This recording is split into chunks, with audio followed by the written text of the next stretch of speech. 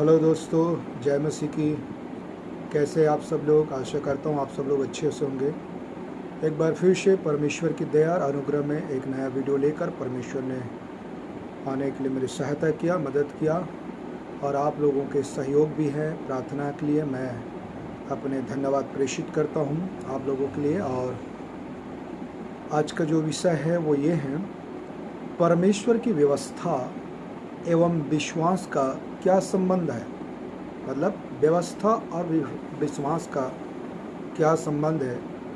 आज हम उसको एक गहराई से स्टडी करेंगे, देखेंगे सच क्या है परमेश्वर के वचन से।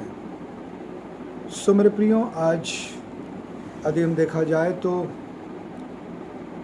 किसी भी काम में काम करने से पहले एक व्यवस्था रहता है। यदि मान लीजिए घर है तो घर में भी एक व्यवस्था रहता है कि घर में काम कैसे करना है। यदि पत्नी है तो पत्नी को किचन कैसे उनको देखभाल करना है, संभालना है। यदि बच्चे हैं तो बच्चों को कैसे हैंडल करना है, एक व्यवस्था रहता है उनका।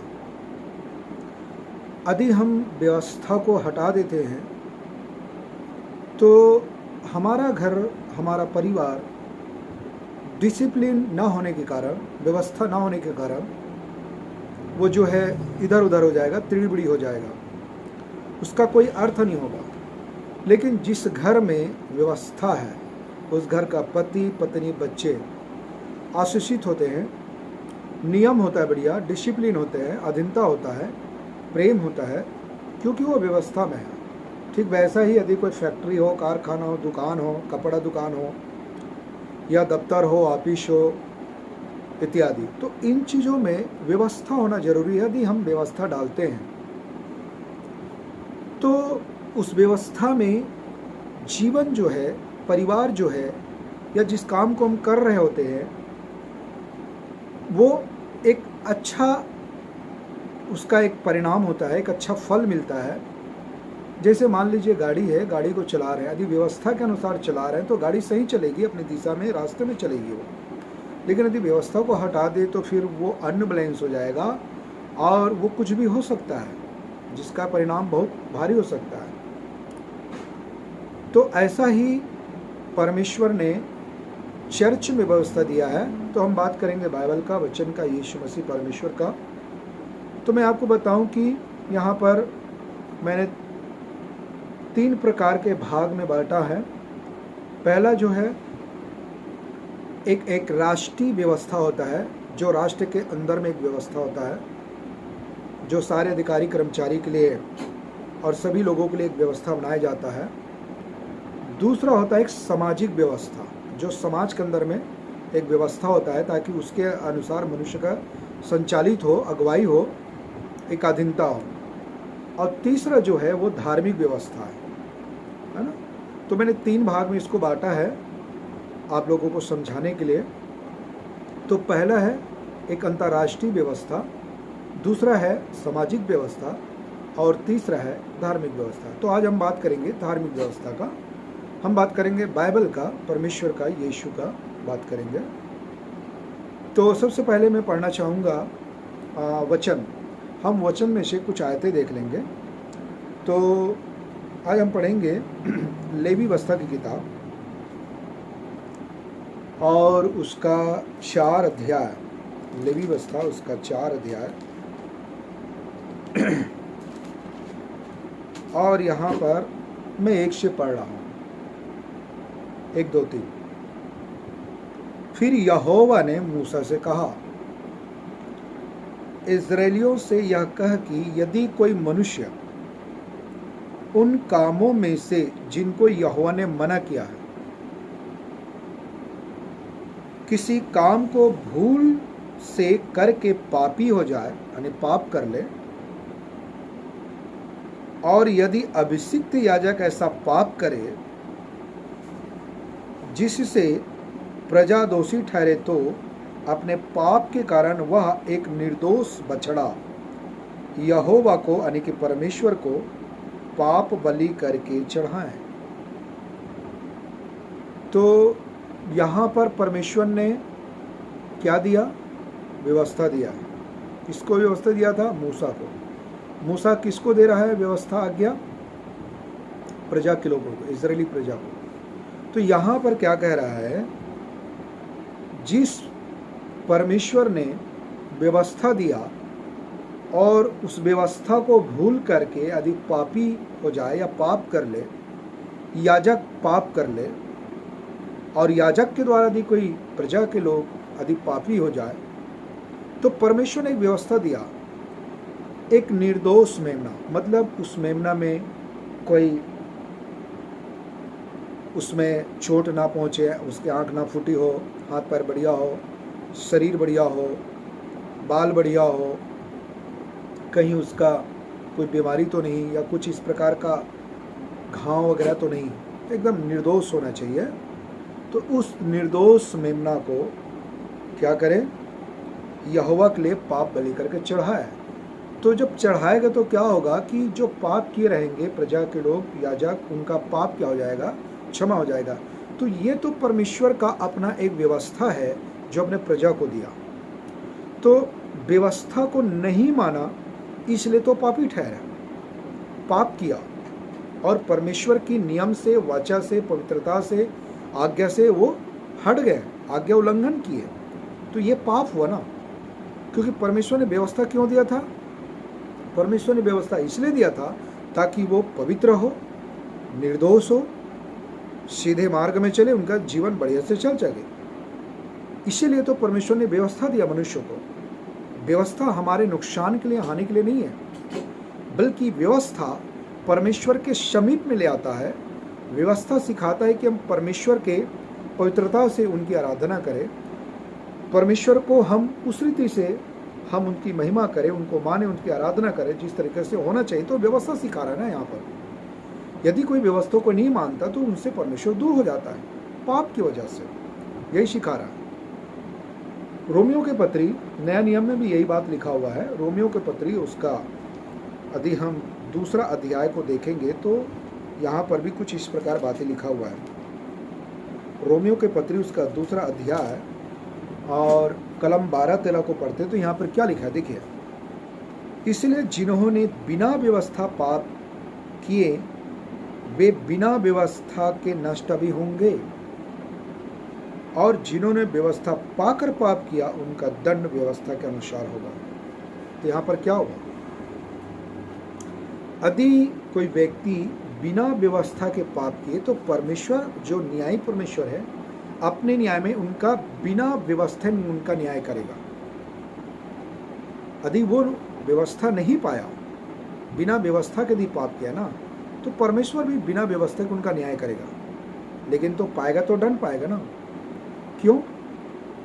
क्योंकि उस व्यक्ति के जीवन में व्यवस्था ना होने पर भी उनका जो विवेक है, उनका जो अंतरात्मा है, वो तो गायब नहीं होगा, वो तो उनके पास है।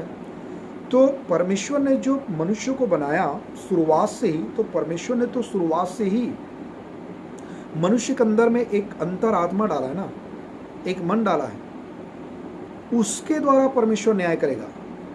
परमेश्वर पूछेगा, मैंने जब आपने पाप कर रहे थे तो आपके मन ने आपको दोषी दिया, आपका मन जो है दोषी ठहराया, आपके अंतरात्मा ने आपको दोषी ठहराया, तब तुम कहाँ थे?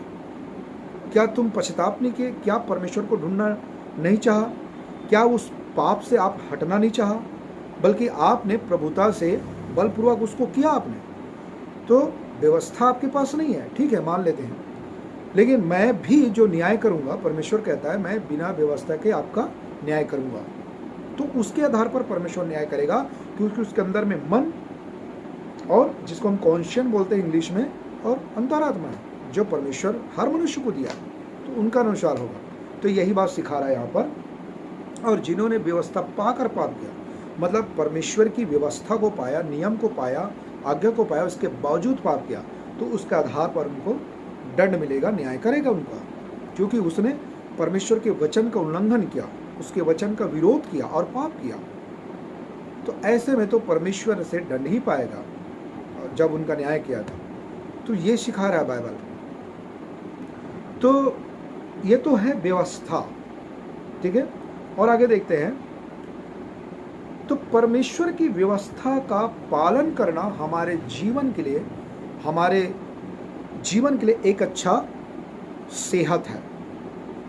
परमेश्वर की आज्ञा का मानना या उनके व्यवस्था पर चलना या मानना हमारे जीवन के लिए लाभदायक है, फायदा है, अच्छा बेनिफिट है। इनसे हम और परमेश्वर के करीब जाके परमेश्वर की इच्छा में जीवन बिताते हैं और उनकी इच्छा में हम सेवा करते हैं और परमेश्वर को प्रसन्न करते हैं उनकी व्यवस्था को मानकर। तो क्या है वो? और यदि कोई व्यक्ति व्यवस्था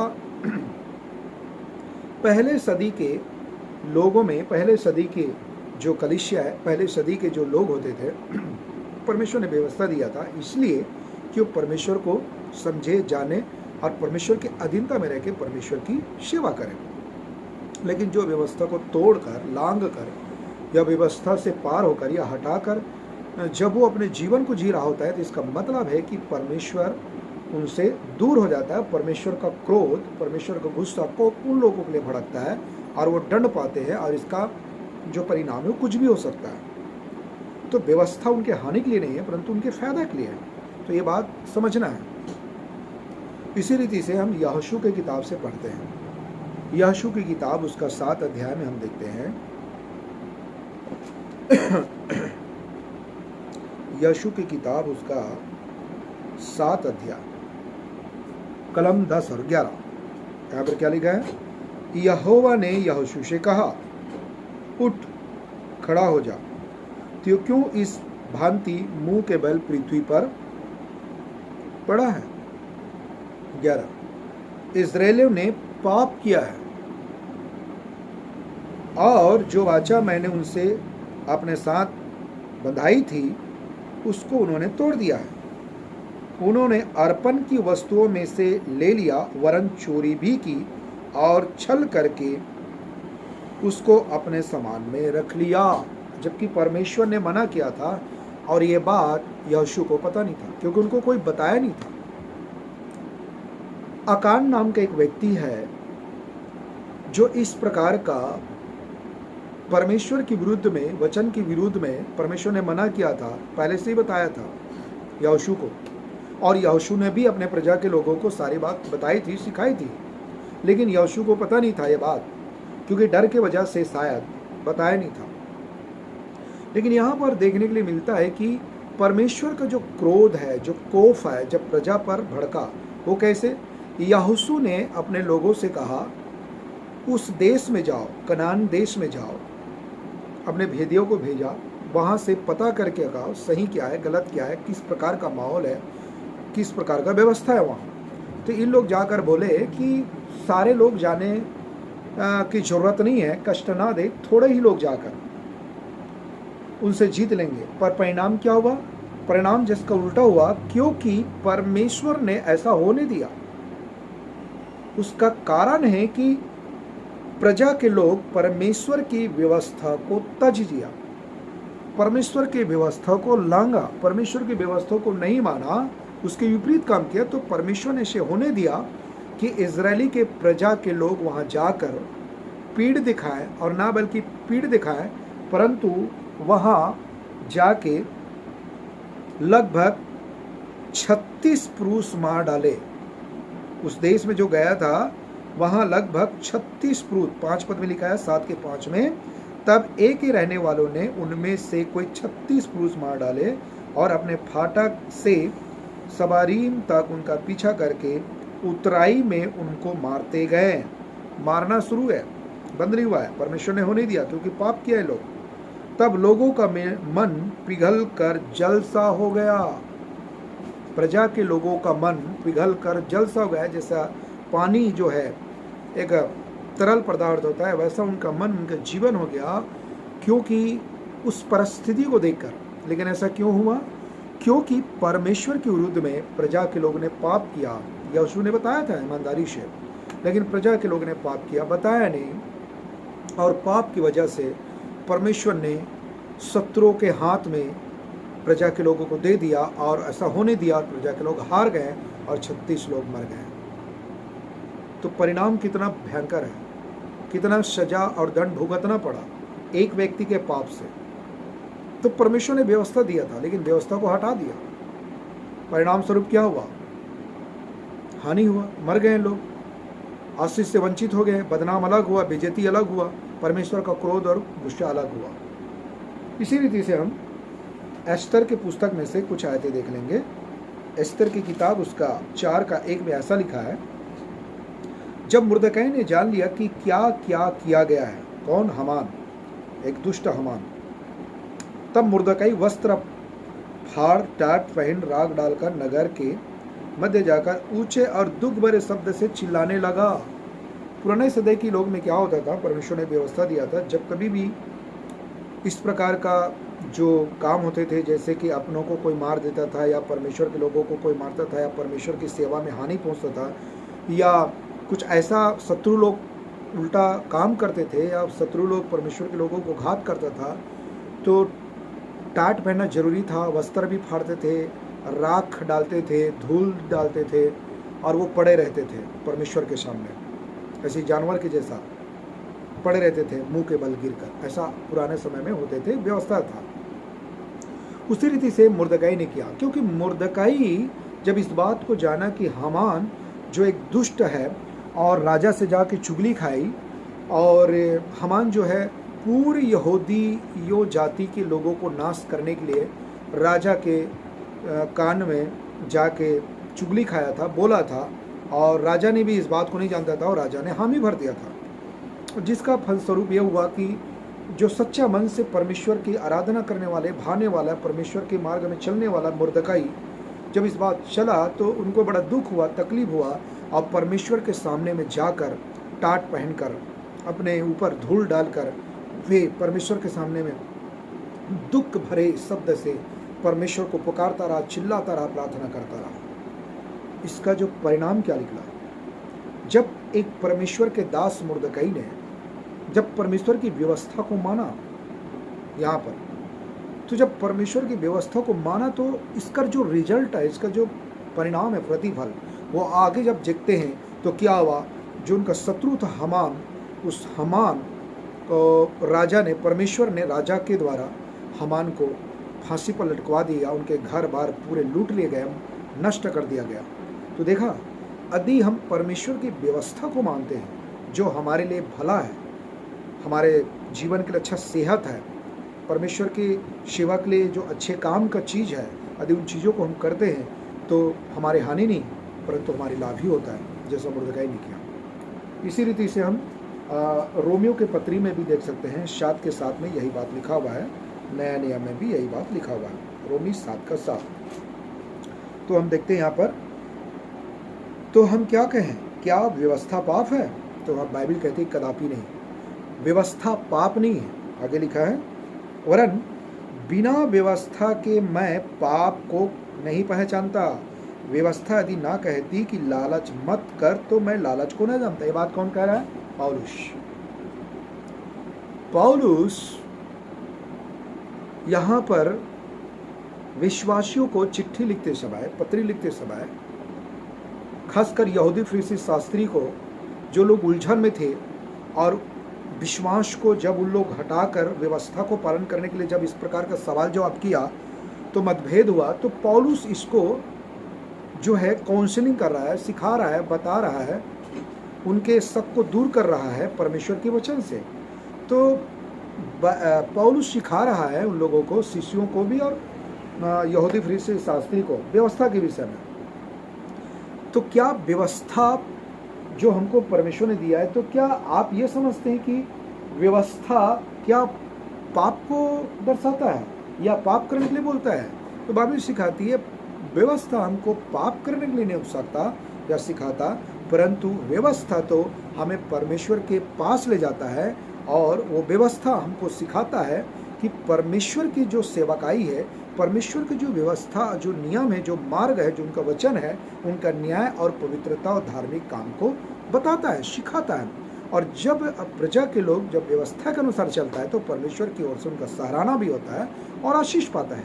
व्यवस्था ये सिखाता है। तो इसी रीति से पौलुस यहाँ पर एग्जाम देते हुए, उदाहरण देते हुए समझाता है, व्यवस्था यदि मुझे ये न सिखाता कि लालच करना पाप है तो मैं कैसे जानता? तो व्यवस्था यहाँ पर क्या सिखा रहा है पता है? व्यवस्था हमको सिखाता है कि सही क्या है, गलत क्या है, पाप क्या है और सच्चाई क्या है, यही तो सिखा रहा है व्यवस्था। लेकिन व्यवस्था एक टेम्परेरी था, एक अधूरा था। क्यों? क्योंकि परमेश्वर को पता है मनुष्य जाति व्यवस्था को मानकर या व्यवस्था में चलकर कभी धर्मी नहीं ठहर सकता। लेकिन परमेश्वर ने व्यवस्था फिर दिया क्यों? परमेश्वर ने इसलिए व्यवस्था दिया ताकि अपने पुत्र यीशु मसीह के आने समय तक, जब यीशु आ जाता है तब व्यवस्था का अंत हो जाता है। मतलब यदि यूं कहूँ तो यीशु मसीह ने व्यवस्था को अपने ऊपर लेकर उस व्यवस्था को समाप्त कर दिया, यानी कि पूरा कर दिया। लेकिन जब यीशु आता है तो व्यवस्था अंत हो जाता है और विश्वास शुरू होता है। किस पर विश्वास? यीशु मसीह पर विश्वास। अब हम व्यवस्था से नहीं परंतु विश्वास करने से धर्मी ठहरते हैं, जैसे आगे हम सीखेंगे। तो यहाँ पर तीसरा हम सीखेंगे विश्वास का संबंध क्या है। मैंने अभी तक आपको व्यवस्था का संबंध सिखाया कि व्यवस्था इस प्रकार से परमेश्वर ने व्यवस्था दिया था अपने प्रजा के लोगों को। तो व्यवस्था अच्छे सेहत के लिए, सही मार्ग में चलने के लिए, जीवन को मजबूत और दृढ़ और परमेश्वर के समीप लाने के लिए व्यवस्था परमेश्वर ने दिया। तो हम व्यवस्था के विषय में हमने सीखा। अब हम सीखेंगे विश्वास का। तो विश्वास के लिए हम पढ़ लेंगे लूका उसका 19 अध्याय कलम हम 32 से आगे देखते हैं। लूका 19 अध्याय, लूका 19 उनका 32 है, ठीक है। यहाँ पर देते हैं जो भेजे गए थे, ठीक है, उन्होंने जाकर जैसा उसने उनसे कहा था वैसा ही पाया। जब वे गधे के बच्चे को खोल रहे थे तो उसके मालिकों ने उनसे पूछा, यानी कि चेलों से पूछा, जैसा यीशु ने कहा था, इस बच्चे को क्यों खोलते हो? उन्होंने कहा, प्रभु अर्थात यीशु को इसका प्रयोजन है, यानी काम है। तो यहाँ पर क्या हुआ? विश्वास। यहाँ पर व्यवस्था हट गई, यहाँ पर व्यवस्था खत्म हो गया। यहाँ पर शिष्य लोगों को जो यीशु मसीह ने जो आदेश दिया था उसको पूरे विश्वास के साथ इन लोग कर रहे हैं। तो यहाँ पर एक प्रकार से चेले लोग, यीशु के शिष्य लोग यीशु मसीह के विश्वास किया, यीशु मसीह पर विश्वास किया, उसकी आज्ञाओं को माना। तो यहाँ पर क्या हुआ था? गया और जाके जैसा बोला था प्रभु यीशु मसीह ने, वे गए और जाकर वो गधा के बच्चों को खोला। तो उनके मालिक ने पूछा, भाई क्यों खोलते हो?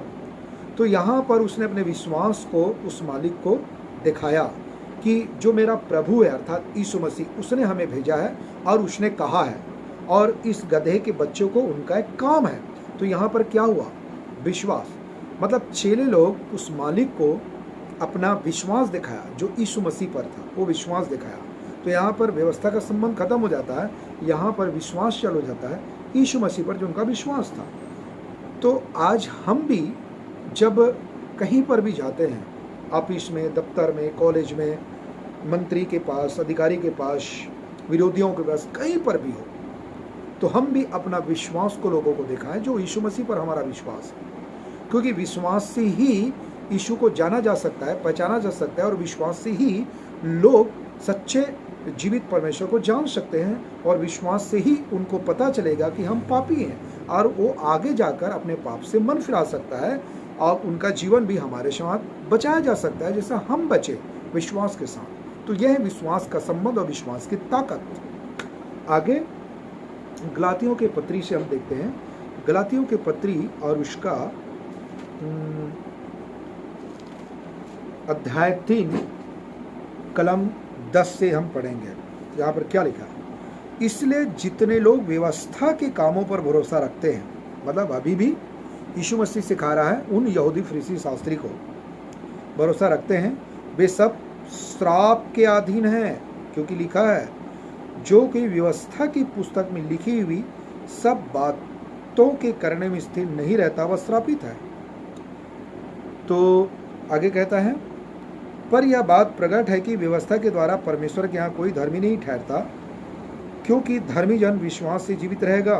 यीशु मसीह पर यदि धर्मी बनना है तो यीशु में विश्वास करना पड़ेगा। 12, पर व्यवस्था का विश्वास से कोई संबंध नहीं, क्योंकि जो उनको मानेगा वह उनके कारण जीवित रहेगा। अर्थात यीशु मसीह को मानेगा, विश्वास से वो जीवित रहेगा। 13, मसीह ने जो हमारे लिए श्रापित बना, हमें मोल लेकर, अपने लहू अपने वचन से मोल लेकर, क्रॉस में चढ़कर, बलि चढ़कर हमको मोल लिया, व्यवस्था के श्राप से छुड़ाया। क्योंकि लिखा है, जो कोई काट पर लटकाया जाता है वह श्रापित है। साफ है, स्पष्ट है, बाइबल तो सिखा ही रही है बात को। 14, यह इसलिए हुआ कि अब्राहम की आशीष, अब्राहम को जो परमेश्वर ने आशीष दी थी ना, अब्राहम की आशीष यीशु मसीह में, यीशु मसीह के द्वारा अन्य जातियों तक पहुंचे और हम विश्वास के द्वारा उस आत्मा को, यानी कि पवित्र आत्मा को प्राप्त करें जिसकी प्रतिज्ञा यीशु मसीह ने की था। मतलब यीशु मसीह ने प्रतिज्ञा किए थे अपने चेलों से कि मैं जाऊंगा और तुम्हें अनाथ नहीं छोड़ूंगा, तुम्हारे लिए सहायक भेजूंगा, अर्थात पवित्र आत्मा। तो यहां पर हुआ क्या? यहां व्यवस्था का अंत कर देता है यीशु मसीह। यीशु मसीह आता है, व्यवस्था का अंत करता है और विश्वास का एक शुरुआत होता है, आरंभ होता है। तो यही बात पौलुस सिखा रहा है गलातियों के विश्वासियों को पत्री लिखते समय। यहाँ पर पौलुस सिखा रहा है कि यीशु मसीह तो आया, व्यवस्था का अंत किया, क्योंकि व्यवस्था के द्वारा कोई धर्मी नहीं ठहर सकता था और न ही कोई व्यक्ति व्यवस्था को पूरा कर सकता था, क्योंकि सब मनुष्य तो पापी है। लेकिन यीशु मसीह जो परमेश्वर है, उसमें कोई पाप नहीं था, वो मनुष्य बनकर आया और यीशु मसीह स्वयं व्यवस्था में होकर चला। जब यीशु मसीह आए ना, तो व्यवस्था पर वो व्यवस्था को पालन किया और व्यवस्था को पालन करके उसने व्यवस्था के कार्य को पूरा किया।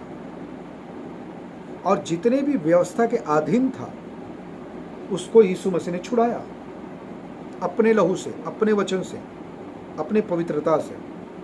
मतलब यूं कहो तो यीशु मसीह व्यवस्था को अपने ऊपर पूरा किया और उसका अंत किया व्यवस्था का। तो क्या चालू हुआ? विश्वास। यीशु मसीह ने क्या बोला यूहन्ना 3:16 में? जो कोई यीशु मसीह पर विश्वास करेगा या करेगी, वे नाश नहीं, परंतु उनका जीवन नाश नहीं होगा, अनंत जीवन पाएगा। तो यहां पर हम क्या देख रहे हैं?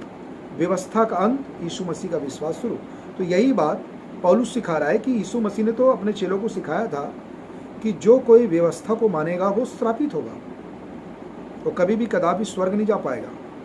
लेकिन यदि मुझ पर जो विश्वास करेगा, यानी कि यीशु मसीह पर जो विश्वास करेगा, चाहे यहूदी हो, फरीसी हो, शास्त्री, यूनानी हो, अन्य जाति हो, वो निश्चित उद्धार पाएगा। यही बात पौलुस सिखा रहा है यहाँ पर। मरकुस 12 भी देख लेंगे, वहां पर क्या लिखा है। मरकुस 12 में कुछ इस प्रकार का बातें लिखा है, मैं आपके लिए पढ़ना चाहता हूँ। मरकुस 12:38 से हम पढ़ेंगे। मरकुस 12:38 यहाँ लिखा है, शास्त्रियों से सावधान, उसने अपने उपदेश में उनसे कहा, शास्त्रियों से चौकस रहो। यीशु अपने ही लोगों के बारे में बात कर रहा है। तो आज हमें भी चर्च में यदि कोई प्रकार के शिक्षा सिद्धांत या किसी प्रकार का उपदेश में गलत, सिद्धांत में गलत या गलत शिक्षा दिया जा रहा है या पाखंड अंधविश्वास को बढ़ावा दे रहा है, तो एक सच्चा विश्वासियों को जरूर उनको सिखाना चाहिए, बताना चाहिए, समझाना चाहिए। जैसे यहाँ पर यीशु मसीह अपने चेलों को, शास्त्रियों को पाखंड से सावधान करा रहा है। कैसे?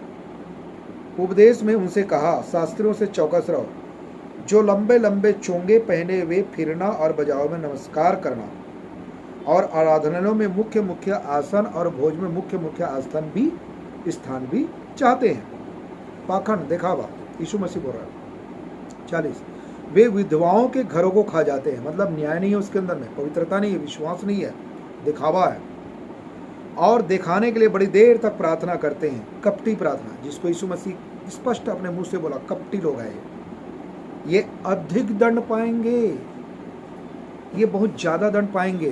तो प्रिय दोस्तों, यहां पर यीशु मसीह पर बजाय विश्वास करने का, विश्वास के आधार पर चलने का, यहाँ पर ये शास्त्री लोग क्या कर रहे हैं? व्यवस्था को दिखाना चाहते हैं, व्यवस्था को बताना चाहते हैं।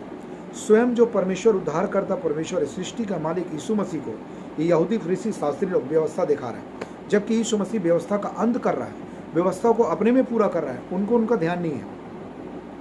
जब यीशु मसीह ने इतना बड़ा बड़ा उपदेश दिया, सच्चाई की बात सिखाई, चमत्कार किया, लेकिन शास्त्री लोग फिर वही से पाखंड, दिखावा, अंधविश्वास, जैसा आजकल चर्चेस में भी इस प्रकार होते हैं, गलत शिक्षा दिया जा रहा है, पाखंड, अंधविश्वास को बढ़ावा दिया जा रहा है। बाइबिल के मूल सिद्धांत को, जैसे भविष्यवाणी, अन्य भाषा, चंगाई का वरदान, सामर्थ्य के काम, प्रभु भोज इत्यादि, इन जो मुख्य सिद्धांत हैं उनको गलत शिक्षा दिया जा रहा है, उनका उस वचन का गलत अर्थ सिखाया जाता है चर्चेस में। तो ऐसे पाखंड, अंधविश्वास से यीशु मसीह चौकस और सावधान कर रहा है, क्योंकि यदि हमको धर्मी बनना है, विश्वास योग्यता के साथ आगे बढ़ना है, तो हमको यीशु मसीह पर पहला विश्वास करना पड़ेगा और यीशु के बताए हुए मार्ग पर चलना है, उनके आज्ञा का, आदेश का पालन करना है। तो यह है व्यवस्था और विश्वास का संबंध। तो व्यवस्था एक टेम्परेरी था, यीशु मसीह के समय तक, आने का समय तक का। यीशु मसीह जब आ जाता है तो व्यवस्था का अंत हो जाता है और यीशु मसीह का विश्वास शुरू हो जाता है।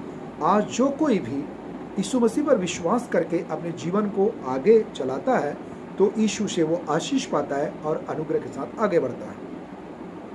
लेकिन आज भी यदि चर्चेस में विश्वास को एक तरफ रख के यदि 1, 2, 4 बाइबल से वचन निकाल कर, समझा कर, सिखा कर उनको व्यवस्था दिखाता है कि तुमको ये करना है, वो करना है, ऐसा करोगे तो ऐसा होगा, ऐसा नहीं करोगे तो वैसा हो जाएगा, इस प्रकार का व्यवस्था आज भी यदि देता है तो बाइबल सिखाती है ये अधिक दंड पाएंगे, ये दंड पाएंगे, इनसे परमेश्वर से कोई लाभ नहीं होगा, आशीष से वंचित हो जाएंगे, अनुग्रह से वंचित हो जाएंगे। इसलिए प्रिय दोस्तों, प्रभु के लोगों, हमें व्यवस्था को तज कर, जैसे मैंने व्यवस्था का संबंध बताया, तज कर यीशु मसीह में विश्वास के साथ एक पवित्र, एक विश्वास योग्यता के साथ आगे हमें जीवन जीना है, जो यीशु हमारे लिए एक अच्छा नमूना है। यीशु ने कहा यूहन्ना 14:6 में, यीशु ने कहा मार्ग और सत्य जीवन नहीं, मेरे बिना पिता के पास स्वर्ग में कोई नहीं जा सकता। तो मेरे प्रियो, आज का वीडियो बस यहीं तक। प्रभु सबको आशीष करे। God bless you. प्रभु के सेवा और वचन में बढ़ते जाएं। आमीन।